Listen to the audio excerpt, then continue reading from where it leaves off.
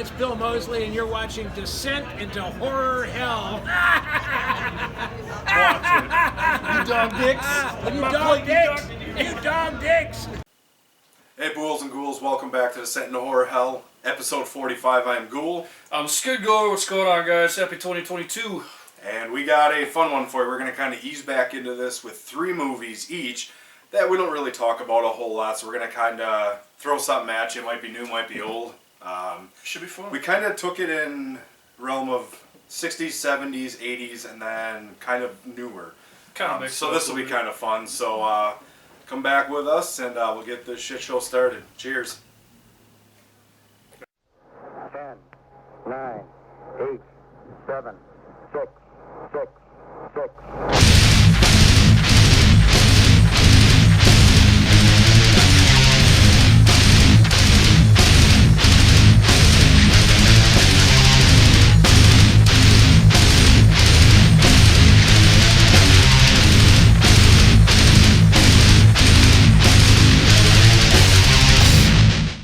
What's going on, horror fans? We are Descent into Horror Hell, and we are going to kick off this new year with 3 films for you guys. So let's get right into it. That's what we're good at.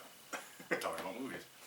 We'll figure. Not really reviewers, but you know, Getting better. a little bit in depth with more films. First one I got is from 1979 called Beyond the Darkness. Bugio Omega. I don't know if I said that right, but Sure. my Italian is bad. If that even is Italian, I don't know. This is directed by Joe D'Amato, who's actually known more for like his hardcore porn and even softcore porn films, like Porno Holocaust was one, and what else did he do? oh, he did Anthropophagus, one of our Anthropophagus, favorite yeah. movies. But yeah, this one he really shines. Basically, a story about this guy whose girlfriend croaks, and you know he can't live without her, and even the fact of having her dead body around would arouse him and keep him company. So basically, he pretty much just loses his mind and just has to be by his girlfriend, even if she's rotting away. It's pretty sick stuff. He has this servant named Esther. Remember Esther? Right? Oh, yeah. Yeah, she's really disgusting woman. That scene when they're eating in the kitchen, man, when she's mouthing down that stuff, and they got flashbacks to him disposing of the corpse. Yeah, that's pretty sick stuff. Yeah. But yeah, man, this is a really good movie. Amazing score by Goblin. I think it's one of their more underrated scores. I think more people talk about, Suspiria and, various other films scores that they did, but I think Beyond the Darkness is a great score as well. Good gore. Not over the top as you would think, like Necromantic or something like that, but this was, late 70s, so it was getting a lot more chunky and red. But I think he just knocked it out of the park in this film, and it's really good acting as well. Really kind of feel for the male lead. Even though he's doing these dastardly, horrible things to people, you can feel like he's just really alone in the world, and he obviously doesn't have all his marbles. Clearly. He obviously lost his woman, so he's pretty much going to do anything, and I mean anything, to preserve her. So if you've never seen Beyond the Darkness, I highly would recommend this movie. From 1979 by Joe D'Amato. It just recently had a really good Blu-ray release. Yep. But this is the old, Shriek Show. Are they That's even a around classic. anymore?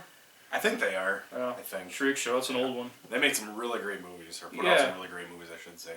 So yeah, Beyond the Darkness and that cover. I always love that cover. The cover's killer, I always dude. love that. Check it out, Beyond the Darkness. Go what you got. Alright, 1964 or 62, depending on where it was released.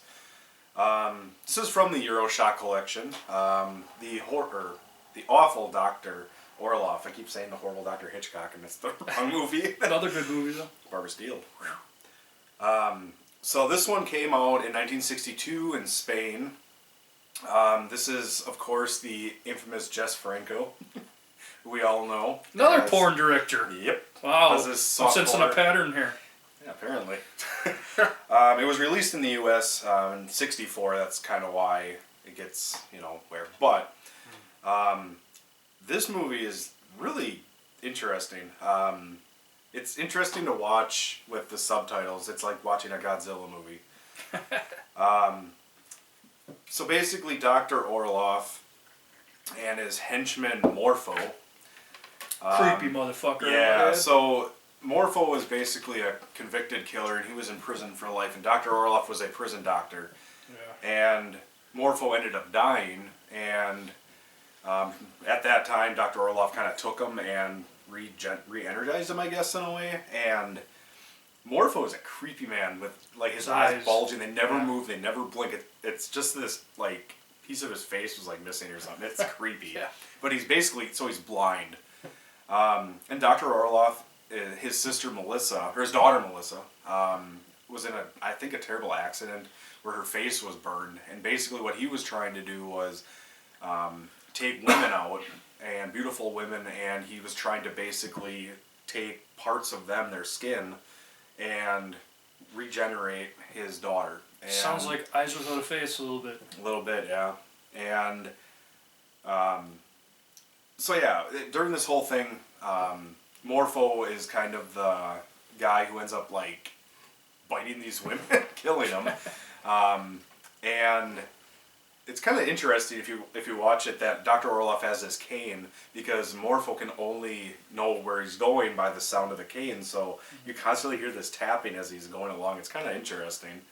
But Dr. Tanner, or Inspector Tanner, and his beautiful wife kind of go undercover in a way to try to find out who's doing all these killings. And, you know, it's kind of a sad movie in a way that, like, his daughter and stuff, like, what he would do. And there's kind of a twist at the end with Morpho that you kind of don't see coming, but you kind of do. There's a prelude to it about the servant maid or whatever that Dr. Orloff kills. And Morpho kind of, he knows who these people are by their sense of touch, and he touches their face, and he kind of knows who they are, and yeah, so it's interesting. And then there's kind of I think everybody dies at the end of this movie, if I remember. Well, except for Tanner and his wife. Or I'll girlfriend. say one thing about Jesse Franco. You know, he's kind of regarded more or less as a hack director who just directs a lot of smut and stuff. But really, his earlier films like The Awful Dr. Orloff and definitely Jack the Ripper and I think Diabolical Dr. Z. I think he did that one. Yep. Some of his earlier films, and even The Bloody Judge. Oh, Christopher Lee's great. Yeah. Yes. So yeah, I mean he directs some really good movies too. You just kind of got to dig through the trash to find the gold, you know, when it comes to Jesse Franco. So yeah, this is definitely worth watching. Conrad St. Martin plays Dr. Orloff, and it's kind of a whodunit, kind of a Jack the Ripper kind of idea too, with a little bit of a different story. So definitely check out the horrible Dr. Orloff, or the awful, god damn it, I gotta stop saying that. The awful Dr. Orloff from 1962. It's hard to say. Yeah, apparently. What's this one from? 80? Yeah, it says 79, but I know it for 80, 80, but whatever, yeah. I'll say 80. Definitely classic The Fog by yeah. John Carpenter. Definitely fresh off the heels of Halloween, basically. Mm-hmm.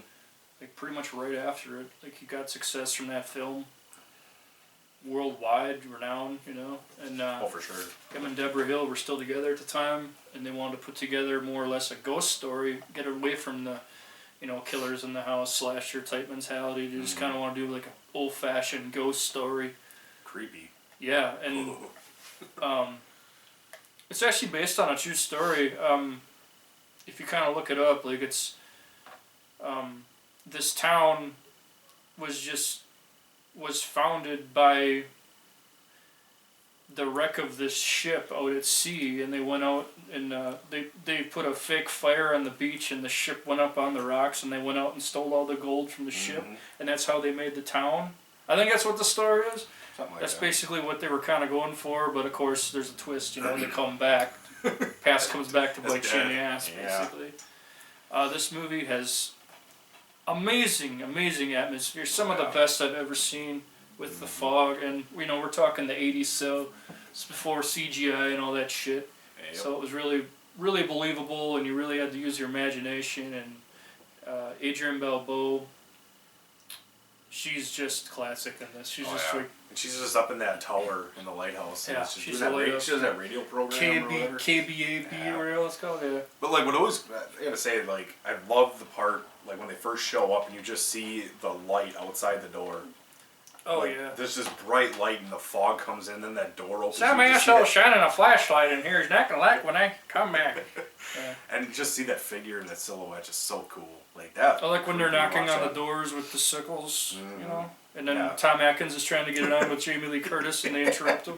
that. No mustache, Tom. Yeah. Yes, that's one thing we gotta say. Tom Atkins has no mustache in this movie. He's known for his killer mustache, and he has no mustache in this movie. It's kind of like- hard to recognize. It's like watching old Donald Pleasance back in the day when he didn't have the little goatee that everybody knows him from Halloween. It's the same thing. He's like, Yeah, like raw interesting. meat where he's kind of clean shaven. Yeah. it's weird.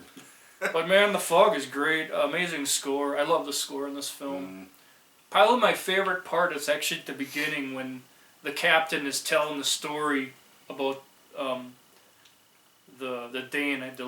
Did Indra Dane? I forget what the hell the ship's called. Something Dane. Yeah. And he's talking about how Antonio Bay is cursed, and just his voice alone is creepy, and you know it's kind of like a ghost story with the kids around the fire and stuff. And really good beach atmosphere. That is a very good ghost story. It really is. Yeah.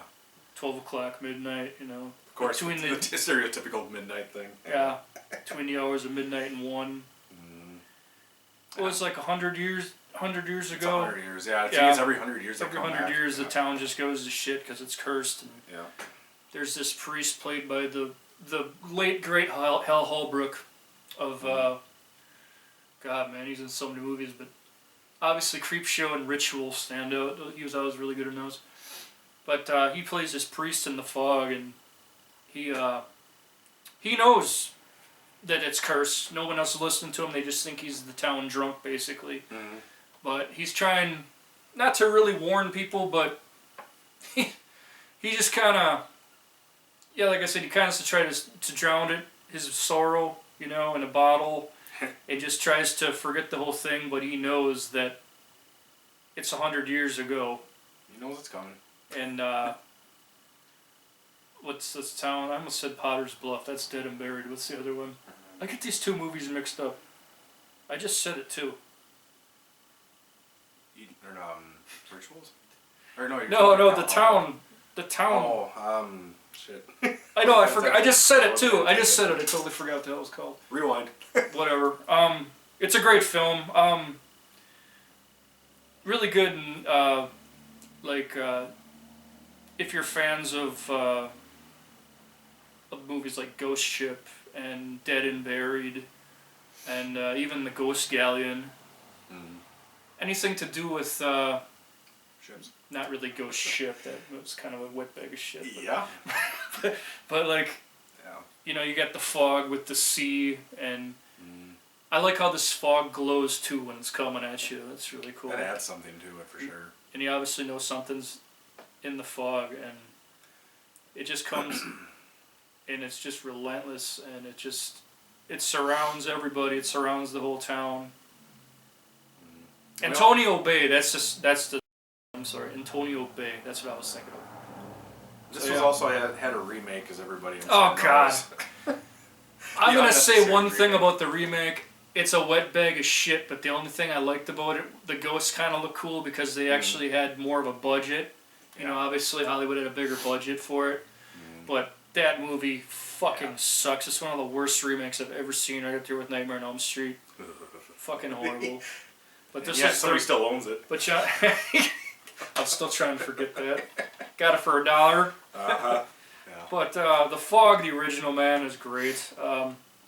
If you haven't seen The Fog, highly check it out. I highly recommend it. You check it out. But I'm sure most people have seen it. It's just a classic horror film. Definitely a good catalog in John Carpenter's horror career. Oh, wow. Well, what you got? All right, I got 1987. The late great John Saxon just passed away recently. His directorial debut, Zombie Death House. I love this cover. Now, granted, the movie is, you know, it's got its moments, but I always love the shock death insurance certificate. Oh, nice. Necrophagia did with one of those. Necromantic, I think, did it too as well. Yeah. Cool. So Zombie Death House, basically is about Derek, who gets framed for killing this mobster Vic's piece, if you will. So Vic basically frames him, and Derek goes to prison for a long time. He's basically sentenced to death, which is pretty easy to die, I guess. But so he goes on death row, and Vic's brother's in there, and you know, Vic obviously sends a message, you know, make sure you take care of Derek. So Derek's kind of on the hit list. So he finds out that there's this experiment going on. I don't remember the drug. It's H something. It's got some numbers to it. But these doctors are trying to administer to the patients of that. Basically, it's kind of behavioral. So it kind of is supposed to mellow down their tendencies to be violent and things like that. Burgess, I don't remember his first name, I just hear Burgess all the time, is played by John Saxon. He comes in and he wants to roll out this stronger version of the same drug. So, and obviously hasn't been tested, so he enlists one of the guards on the inside to administer this to one of the guys on death row. And he's supposed to be executed in 3 days. And Convenient. Yeah. And this guy has a violent reaction and starts like basically decaying into like a zombie. So they're freaking out, thinking it's this big virus. So they shut down the whole prison. You get the riots and things like that. And that's kind of where things really take a turn, because this is a virus that's almost I think airborne in a way. And it starts with this nosebleed. And they find out once you get that, then you're pretty much doomed to death. So they quarantine this whole thing. Sounds like modern days. But, you know, the zombies actually in this are pretty cool. You know, like I said, they're kind of hit and miss. You don't see them so much until the end, when everybody starts contracting this virus, that you kind of see more of them. But the makeup's actually pretty decent in this movie. I don't remember who did that, but I don't know if it says. Yeah, nobody big. So then there's this whole kind of falling out. Vic ends up in the prison because Derek kind of wants to settle a score. So you kind of get that battle between them two, and they finally escape out of there. And it's, I don't know, it's just, it's a good, it's an interesting zombie movie. I mean, I'm not going to say it's great. I'm not going to say it's terrible. It's kind of in the middle. But yeah, like I thought it was really interesting. I found out that this entire film was shot in 23 days. Oh. I mean, that's one hell of a schedule, considering. But John Saxon really does make it. He plays an asshole. Like, he basically just kind of says, well, tough shit. You know, you guys are stuck in there. He was an amazing actor. Oh, yeah. And, you know, this is one of those movies that, you know, in his career nobody talks about, and that's being his directorial debut and starring in it.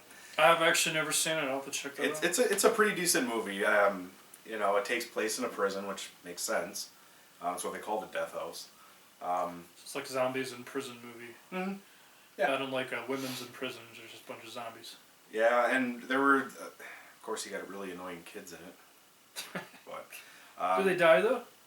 Unfortunately, no. Oh damn. But my girlfriend said she wishes the kids died twice, but never happened, unfortunately.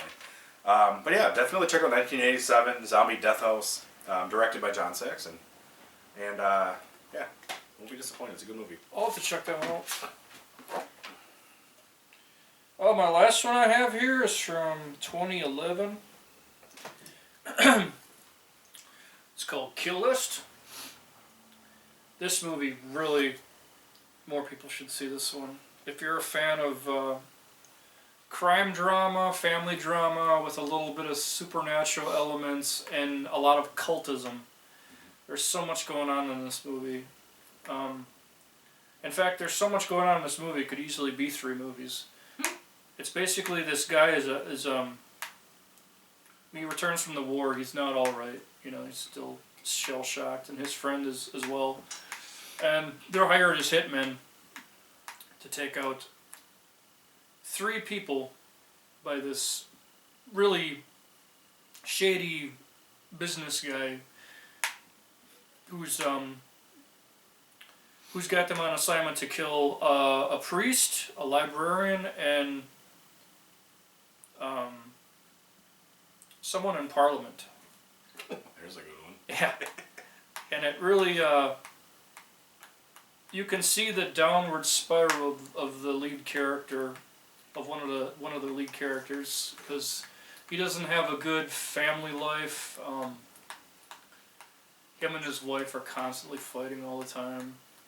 He's been out of work for so long, and she's encouraging him to get a real job, but of course he's still fucked up from his time in the war, so he's just, you know, he's just going downhill. And then he gets hired as a hitman, so convenient, right? And he's got to make money for his family to survive, like we all do. And it just gets really brutal because this guy is relentless, man. Like, there's a scene where, well, the priest getting killed was that wasn't too gory, but I think he was a pedophile too, so it was justified, I believe. The librarian, that's the one I'll talk about. This librarian is actually a collector of snuff films, and he makes torture porn movies and stuff like that. And then they find that, when they break into his house, they find that, so that's just even more fuel to kill him. And then there's a scene where he takes a hammer and just bashes the shit out of his whole body, breaks every bone in his body. And then the last scene, the camera never cuts either. You just see the hammer going down right on the head, and it's just you see brains splatter all over the place. It really was, it really took me by surprise the first time I saw this. I've had this movie on my show for a long time, but never really talked about it, and I think rightfully so. It's really worth it. Like I said, there's so much going on in this movie. At the end of the day, though, I mean, I don't want to give away too much, but it has a lot to do with a cult in the woods. And basically your family's being threatened, and what are you going to do? So, yeah. I've never seen that one. No, dude, I definitely want to check that out. Yeah, Kill List is great. It's directed by Ben Wheatley. Came out in 2011. IFC Films, so you know it's gonna be good. Yeah. Yeah, so you know it's gonna be good. They usually put out really good product, whether it's horror, drama, or you know, action, whatever. But this movie, yeah, definitely check out Kill List. Oh, I want to say it's from England because they all have English accents. So I just want to say it's probably made in England. Don't stereotype those English bastards. Yeah, and it's. Yeah, you want some tea, you know? Well, bash your fucking brains, you know? It's got a beer. Yeah, yeah, that type of stuff. But yeah, man, check out Kill List. Great film. Yeah. Alright, my last one is from 2006. Acid Bath. Good band. Not the band. What it says is Street Trash meets Death Wish. I like it already. This movie, I feel like you should be on acid to watch. It's so fucking weird. It's all over the place, and it's directed by Lou Garcia and Annette Martinez, who are both actually in this movie. And I think he plays Roach. He's one of he goes to kill there's actually a hitman in this one too, believe it or not. Yeah, I wasn't playing. But this movie it's got like 3 different things going on. There's two like, I don't know, they're mobsters or cartels that are fighting each other. One ends up sending, it's about a serial killer, let's put it first and foremost. There's a serial killer who's killing these hookers. So this prostitution ring kind of works with this mafia, kind of, and they're trying to protect themselves from this killer. They don't know who it is. And there's also this hitman who goes out and he kills one of the mafia guys. And they are hunting him down. Yeah. And now they're hunting him down, trying to kill him, and this Roach guy keeps getting his ass beat. You don't want to fuck with the mafia. Dude, this has got so much cool ninja shit in it. I mean, like legit ninja shit. This guy's got those big like metal nunchucks, like the 3-piece ones. Yeah. Dude, there's a whole scene. He's literally sitting there just whipping these things around. These are like those compilation funny videos where the guy knocks himself in the nuts or the head. Oh, This guy's Wild just Eye like- releasing. Okay. Go Go figure. Yeah. That's a killer cover, man. It's very done well in the way of a like half shot on video from like the 80s or early 90s and actual film. Nice. But it's one of those movies again that it's just there's so much weird camera effects, lighting. It's so much. So if you want to watch this, you kind of have to. Be honest. You have to expect to kind of almost feel that way because there's just so much shit going on. But it is really done well. This guy murders these women, and there's these up close shots as he's got these flashbacks, and it's something else. It's pretty gory. It's got some pretty good gore in it. Looks pretty When insane. when they bakes it in the acid bath itself, it's pretty cool. But yeah, it's an interesting movie. I did like it. It is kind of fun though. There's some funny moments in it and I'll have to check things that like out. that. So definitely check out Acid Bath from 2006. I can't remember where there was a site that had MVD was releasing or whatever had their big sale and these were on there. I had to check it out. Right on. So definitely check out Acid Bath. I do actually want to make one more. I want to go back. I want to make a note about this because I thought this was very interesting. I don't know if this is because this is Jess Franco. I was talking about the awful Dr. Orloff before. Hey, you said it right. But I want to say, this makes total sense to Jess Franco. Now, this is 1962 when this came out.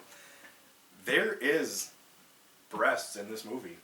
and this was something in the 60s you really didn't see that often, unless it was porn, which makes a whole lot of sense as to a movie like this, that early, having shots of breasts in it. And I thought that was shocking in a way because of when it came out. I thought that was interesting.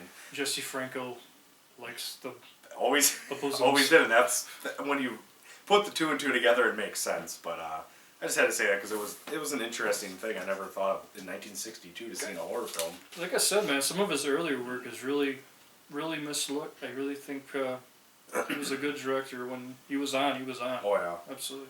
All right, guys, that is our 3 movies that we're going to share with you. We're going to come back and we are going to give away our second poster that we talked about in our Days of the Dead video, which you guys should also check out. So with that being said, we'll come back. We'll give you guys the next trivia question. Stick around, guys. Cheers. What are you doing running from the ice cream man? It's like Big Ice always said.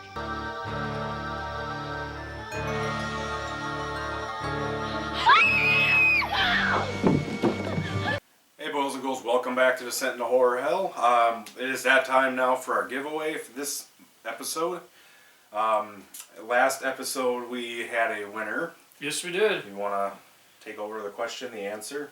The winner of the Hellraiser print goes to Haley Strasser. Yeah, congratulations. Congratulations. We'll be sending that out to you. You'll be getting that. So if you want to go over the question and the answer that you screwed up. Oh yeah, I screwed that up last time, the didn't name. I? Yeah. It was what was it? I said Frank Cotton, but it really was Larry Cotton. Why did he cut his hand? Yeah, on? what did Larry Cotton cut his hand on, and what was he doing? And his blood. I almost just gave away the fucking answer right there. That's okay. Anyway, yeah, that was. It's over anyways. That's what was he doing basically? Yeah. Yep. Haley, congrats. Well, what was he doing? Come on, reveal the answer. It's over. He's pushing a bed and Yes. cut his hand on the nail. There we go. All right, so with that being said, we are going to go on to the next print that we have. So this luscious beauty, What do we got? Mikey Myers, 1978 Halloween. That's a kick-ass print. So whoever we'll just ask the question here.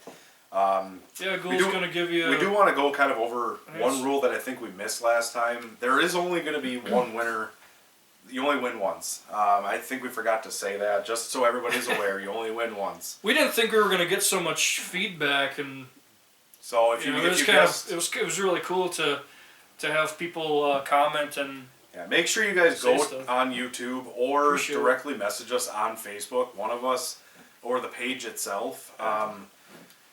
I know we do our best. We're new to giving stuff away, so we're working out the bugs. So the question for this print for this month. So in the movie, what does it say on the side of Lori's dad's car? that's a good one, man. We have me stumped. Okay, so that's your question. What does it say on the side of Lori's dad's car? That's a good one. So like we said, put your answers Really in there. gotta be a Halloween fan to know that. Exactly. I figured you'd want it then. So definitely, guys, comment. We will do our best to try to decipher who got it. That's fucking killer. So I know some of you guys had put in for the last one, so definitely do it for this one. We'll send it out. We'll get in contact with you if you get it. So Good luck. there you go. That's guys. gonna be awesome. With that being said, that is actually the show. I know there's not a whole lot, like I said. We just had a lot going on, so now we're just kind of easing back into things here. New year, New year, new. kick it off good. Can't really say new year, new me, because New you? It's the same shit. Yeah. Nothing. Yeah, we're the changes. same old idiots, so thank you all for watching. We appreciate it. We got a lot more cool stuff coming in the future, and Oh, yeah. we're happy to be done with 2021. We're getting further away from this pandemic shit, so hopefully. Who knows, man, but life's got to go on, but you got to be safe and be smart. Don't be stupid. Right on. All right. So there again is the print. That's going to be killer. All right. With that being said, I am your man, Ghoul. And I'm Skidgore. We'll see you guys next time when the time is right on Descent into Horror. Cheers, Luck. motherfuckers. The Video Dead, a new form and shape for zombie terror that invades a neighborhood and threatens the innocent, the unsuspecting, and the unbelieving. Nothing can prepare you. Nothing can save you. Nothing can stop the onslaught of the Video Dead.